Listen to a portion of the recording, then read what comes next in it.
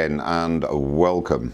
Bit of a different angle to normal. As you can see, I'm set up for wet turning. I've got my shower curtains up, I've got my bedways waxed, and on the lathe I've got a very large, very heavy, very wet piece of English walnut. This is half of a limb and it measures 16 inches long by 11 inches wide by 7 inches deep, and I'm going to be turning a natural edge bowl from it.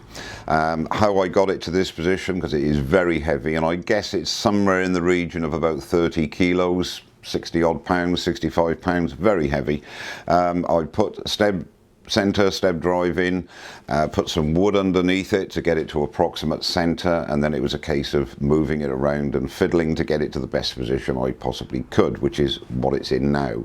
When I'd achieved that, I removed the step drive and replaced it with a 4-prong drive, which I hammered in with a wooden mallet to get a good grip, and kept on hinching up the tailstock to get a really good grip on the drive.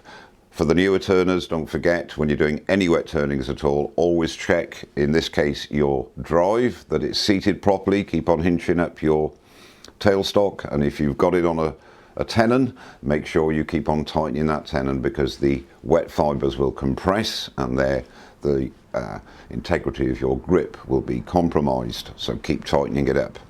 Okay, so I'll be shaping the outside, putting a large tenon here to turn it around into the jaws. I'll be using my large 4-inch dovetail jaws to give a really good secure hold when I hollow out the inside. Without further ado, let's attempt to turn this large, wet, heavy piece of walnut into a natural edge bowl. I have my face protection on and my respirator, and I'll be using the Simon Hope 1/2-inch Chrome Cryo bowl gouge in my long handle.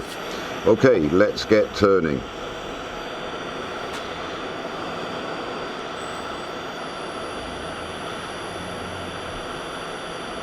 I've tried it out before and I've got just on 300 RPM. Very, very light cuts, and just nibble away to start the handle quite low, just to start getting some form of shape.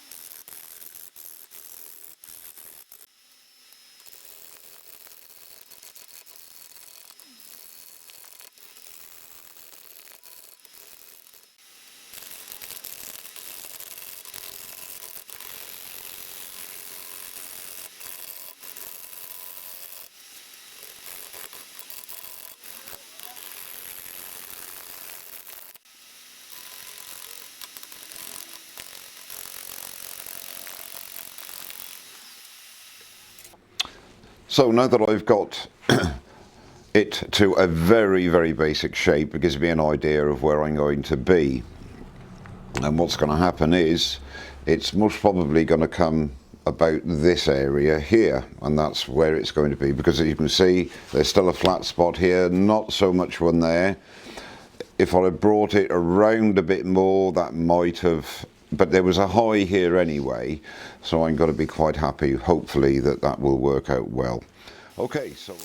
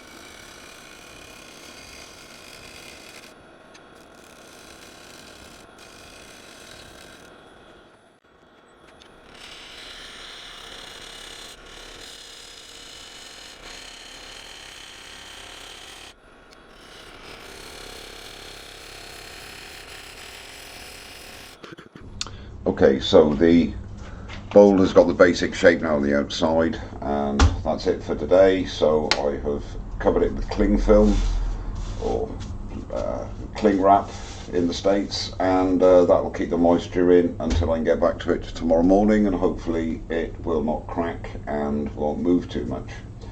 I'll see you tomorrow. So it's the following day now, and I'm going to take off the cling film or cling wrap, and that should have kept it nice and moist, so we shouldn't have lost much moisture at all, and hopefully no cracks have appeared overnight. Yeah, still very wet, and I think we're good to go.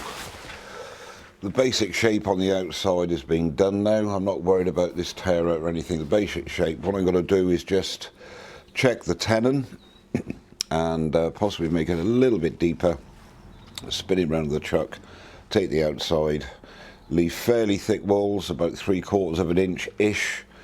Try and keep it all nice and even so that when it goes away to dry, that it will reduce the chance of cracking.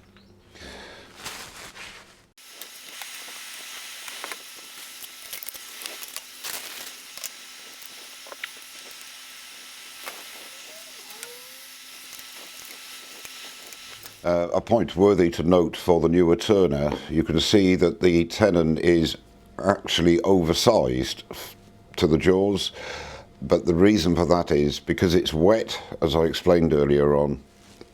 The pressure of the jaws will compress the fibres, so I need that extra there to tighten up again as I'm doing the turning and hollowing out.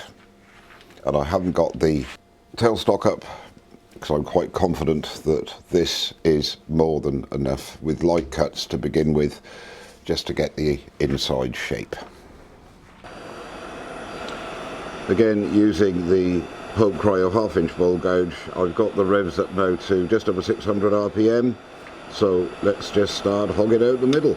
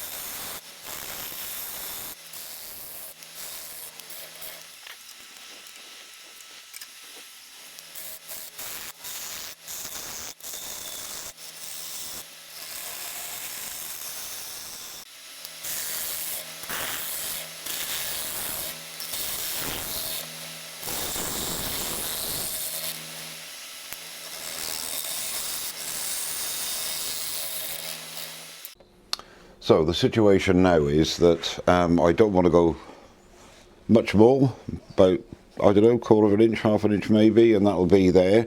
Now, as you can see, the wings are narrower than the sides, so the object now is to get this flowing down here. So to enable me to do that, I need to start my entry cut here, because then it'll start to take this down, but it'll be missing this, if you see what I mean. So there's a lot of air and a lot of care needs to be taken to do that for that entry cut, to try and get the side walls down to an even thickness to the wings.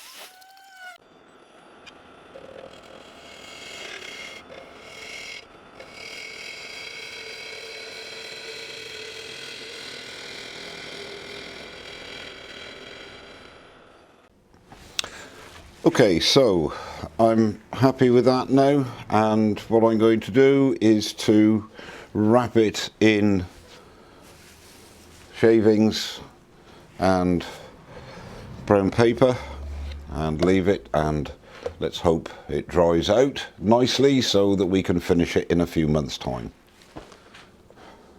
Well, a little annoyingly, I've run out of brown paper bags, but not to be thwarted, I've wrapped it in newspaper, and used my dexterity with masking tape to tape it up. I've done this method before and the results are quite acceptable.